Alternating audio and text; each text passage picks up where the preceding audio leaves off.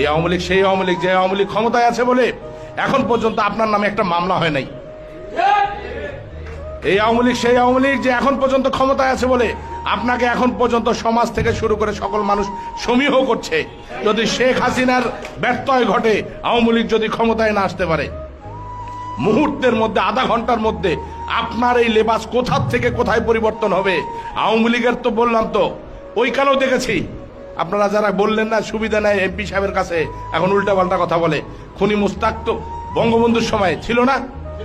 ওটা থাকবে, এটা সাধারণ কথা, থাকবেই তো ওটা।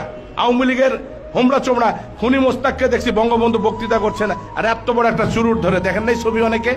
আর তাজউদ্দিন আহমেদ এই রকম করে পেছনে দাঁড়িয়ে ছবি তোলে। আওয়ামী লীগ কার জন্য টিকে আছে? ওই সমস্ত তাজউদ্দিনের জন্য টিকে আছে। এখন আপনাদের উপর নির্ভর করবে, আপনি তাজউদ্দিন হবেন না খুনি মুস্তাক হবেন।